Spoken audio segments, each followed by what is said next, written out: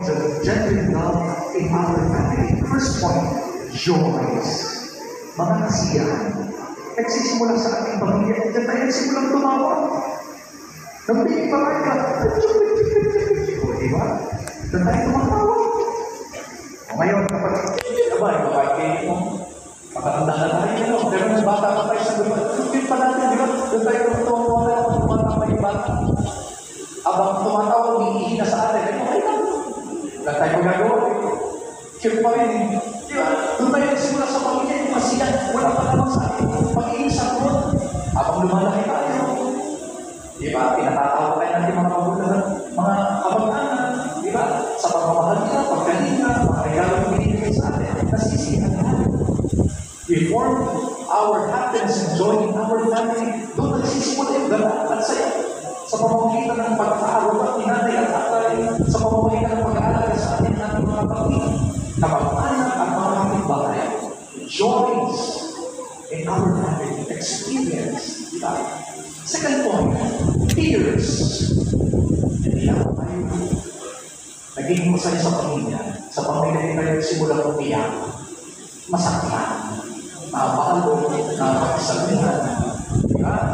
At minsan sa magkakapatid, magkaway-away, magtampuhan, dahil sa tumanda, nagdadalayo. Minsan may higwanan, tampuhan, dahil sa lupa, tangaman, tutuyan. Pero kaya maghilo yung sugat at pagbuma sa magkakapamilya at magkakapatid. Na balang araw mapapagod natin ang ating magkakapatid at babalik din tayo sa ating pamilya. Totoo po yan. Bakit? May mga pagkakataon, misunderstanding pero hindi naman yung anak uuwi ka natin kaya kami kapatid. Yan sa ikrilimot mo yung nakaraan at isinasantabi mo na sa pagkakay magkakapamilya kayo na mga matutulungan sa akin. Tears. Yan natin ang naranasan sa ating pamilya bumuha kasamahan. And third, brings. Yan nagsimula sa ating pamilya ang manangin. Pagkaman nandiyan ang saya, kahalo ang lungkot at pagbuhat, dito din tayo naman. Kung ano gusto mo, maging engineer ko, maging doktor, maging nurse, maging lawyer, maging teacher, maging pari, maging piloto, at ano pa man. Doon nagsisimula sa pamilya, tinatanong tayo, magulang bumagyan, pamilya, mga bisita, ito ay inihaman gusto mong paglaki mo. Diba? At habang nagkakaisip tayo, hindi natin inaabot yung pangarap natin sa buhay, sa tulong ng Diyos, sa pagsisikap mo, at sa tulong ng mga tao na kapatid sa iyo. Ito ang ating pamilya, mga kapatid. Hindi perfecto, pero nakakaroon pa rin siya. Nakakaroon pa rin tayo ng tulong at pagbuha. At dito nabubuo ang ating mga pangarap. Namarot ko yung interview sa isang artista. Sabi ng boy, hindi ka ba natatakot? Muli, sabi ng artista, hindi ko. Sabi na ako sa hindi. Kasi itong malino kami, masaya lang kami. Totoo naman, di ba? May mga pagkakataon na akala lang ng iba yung magkakit na bagay, lupo, at nagpapasaya. Kung hindi nagpapasaya sa pamilya, ang presensya ng bawat isa. Si tatay, si nanay, yung kapatid mo, na nagtutulungan para makakapos kayo sa araw-araw.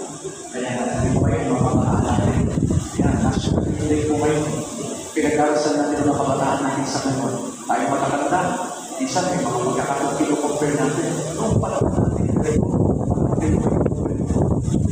talagang panahon, we have to adjust and we have to be flexible and we have to face the challenges of the present time to help our people. Tulungan natin ang mga kapatid. Diba? Isang tabi na natin yung nakakaan na yun. Hindi na natin ibabalik. Ang harapin natin ngayon ay kasalukuyan.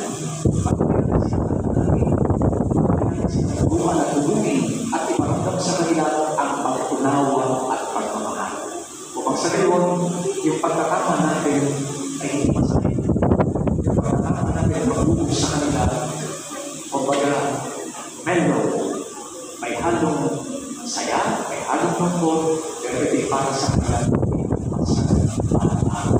kaya pinapadala natin ang kabataan ngayon upang patuloy kayo tumutulong sa tawag ng Diyos maging madasakit, sa pagkito, maging magpaglikod sa ating parokya sa kabila ng digital world na iyong pinaharap at patuloy kay pagpakumbaba sa iyong pamilya at bumalik sa iyong pinagalingan sa ating pamilya.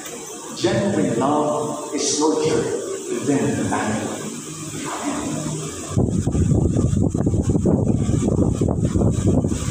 Bumili tayo sa ating Diyos